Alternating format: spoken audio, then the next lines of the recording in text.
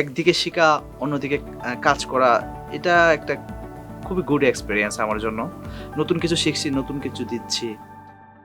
আমি প্রাজেশ আচার্যি, আমার home district নেত্রকোনাতে। আমি একজন ইলেকট্রিক্যাল ইঞ্জিনিয়ার। আমি ক্রিয়েটিভ আইটি ইনস্টিটিউট থেকে মোশন গ্রাফিক্স কোর্সটি করেছি। এখন আমি একটি আইটি কোম্পানিতে as a motion graphics designer and video editor হিসেবে কাজ করছি। ক্রিয়েটিভ আইটিতে স্টুডেন্ট হিসেবে আমার জার্নিটা শুরু করার পর আমার মনে হয়েছে আমি আসলে বাহির থেকে যতটা এক্সপেকটেশন করেছিলাম তার চেয়েও বেশি কিছু পাচ্ছি আমি ক্রিয়েটিভের যে ম্যানেজমেন্ট টিম সবসময় খোঁজ খবর নিত, আসলে ক্লাস কেমন যাচ্ছে, কিভাবে ক্লাস করছি। এছাড়াও মেন্টর যে ছিল উনিও খুব সাপোর্টিভ ছিল। যে কোনো প্রবলেম ওনার সাথে শেয়ার করলে উনি সলভ করে দেওয়ার চেষ্টা করতো সবসময়। এছাড়াও ওভারঅল যে এনভায়রনমেন্টটা ছিল এটা খুব স্টুডেন্ট ফ্রেন্ডলি ছিল। আমরা সুন্দরভাবেই এখানে ক্লাস করতে পেরেছি এবং আমাদের খুব ভালো লেগেছে ক্লাস করে। আমি যে এখন জব করছি, তো ওইখানে আমাদের যে কোর্স মডিউলে যা শেখানো হয়েছিল অনেক কিছু রিলিভেন্ট, অনেক ছোটোখাটো বিষয় যেগুলো আসলে আমার নিজের কাছে খুব ভালো লাগে যে আমি এগুলো আগে থেকে শিখে এসেছি। এটা আসলে আমার জন্য খুবই একটা ভালো এক্সপিরিয়েন্স। আমি আগে এই মডিউলে যা করে আসছি, আমাকে যে নতুন নতুন কাজ দিচ্ছে সব কিছুই আমার মডিউলের ইনক্লুড। তো কোর্স মডিউলটা আসলে অনেক ভালো ছিল এবং মার্কেট ফ্রেন্ডলি ছিল।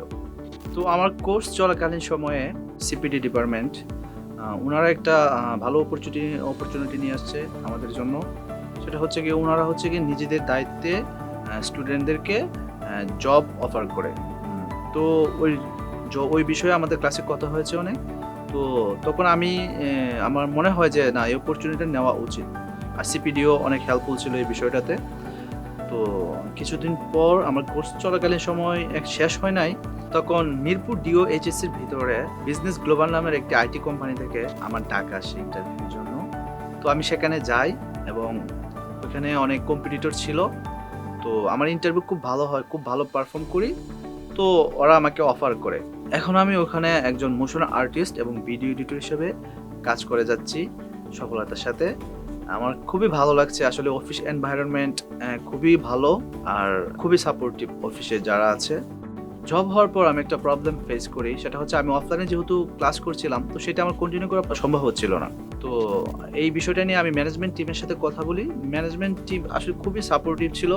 ওনারা খুব সহজেই আমাকে অফলাইন থেকে অনলাইনে শিফট করে দেয়। তো এটা আমার জন্য একটা গুড অপরচুনিটি ছিল। একদিকে শিখা, অন্যদিকে কাজ করা, এটা একটা খুবই গুড এক্সপেরিয়েন্স আমার জন্য। নতুন কিছু শিখছি, নতুন কিছু দিচ্ছি।